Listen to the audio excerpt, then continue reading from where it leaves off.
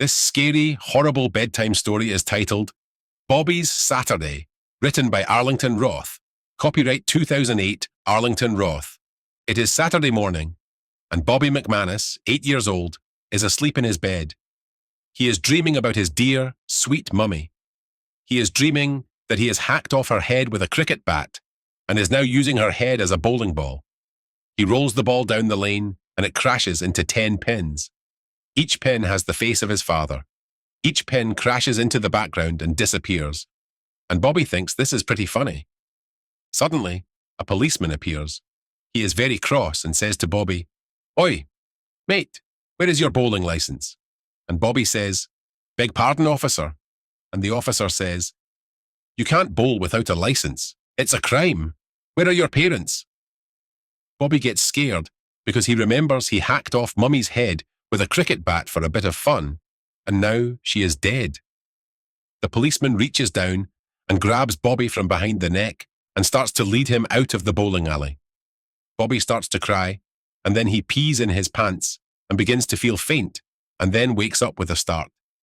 He checks his pants for pee but does not find any. It had only been a dream, a bad, horrible dream, and now Bobby was awake, back home and safe. Bobby has a good old stretch. He arches his back and sticks his arms and legs out as far as he can.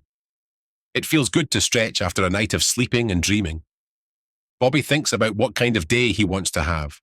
He thinks about what things he wants to do and in what order he wants to do them. He thinks about how he wants to go potty and then go to the kitchen and fix himself some breakfast. After that, he will get dressed and go outdoors and look for empty glass bottles. He will take the bottles to an abandoned house on Hendricks Lane and stand in front of it and throw the bottles at the windows of the house.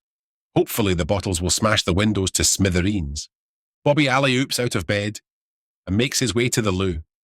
He walks to the toilet and lifts up the lid and is shocked to see the water in the toilet is nearly at the top and about to spill over. It is brown and very stinky. There are dirty pieces of pink toilet paper floating amongst gigantic hunks of dark brown poo.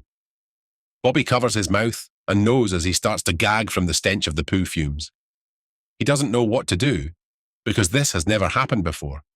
He feels he is about to be sick, but does not think it would make much sense to be sick in the toilet when the water is already at the tippy top. But all this thinking doesn't help as Bobby helplessly vomits into the vile, brown, stinky, poo-chunked toilet water. The vomit makes the toilet water overflow, and Bobby watches in horror as huge, mammoth hunks of poo flow over the rim of the toilet and onto the floor. Bobby tries to get out of the way, but a hunk of poo manages to quickly touch both of his feet. Bobby screams like a banshee and then slips on the hunk of poo and falls down. When he falls, he hits his head on the bathtub and goes to sleep.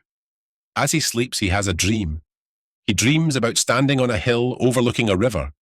The hill is made of green grass and red poppies.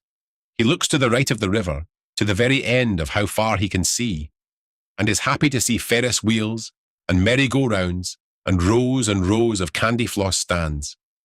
He looks to the left of the river, to the very end of how far he can see, and is disappointed to see hospitals and graveyards and factories.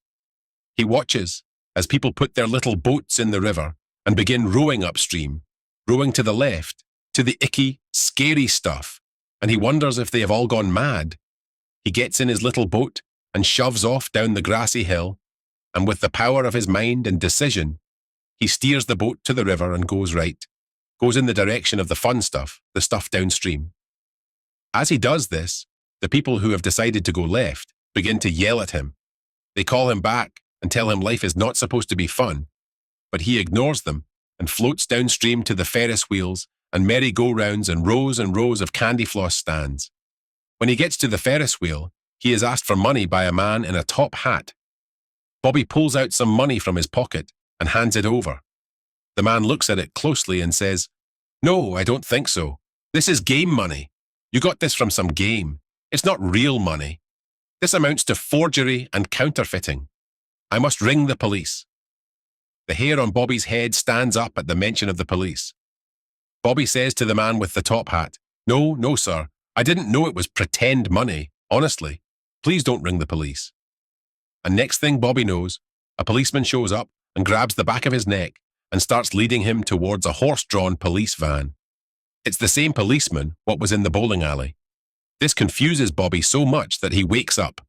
He opens his eyes and finds that he is on the bathroom floor, staring face to face with a vile, brown, wretched poo of gargantuan proportions.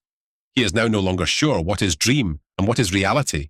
It feels like delirium, like he's stuck in a nightmare and can't get out. This is a horrible and most wretched tale. As your narrator, I'm afraid, very afraid, too much afraid to narrate any more of this scary, horrible bedtime story.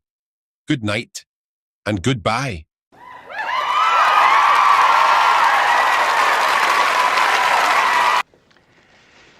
Your mother and me would like for you to cozy up to the Finkelstein boy.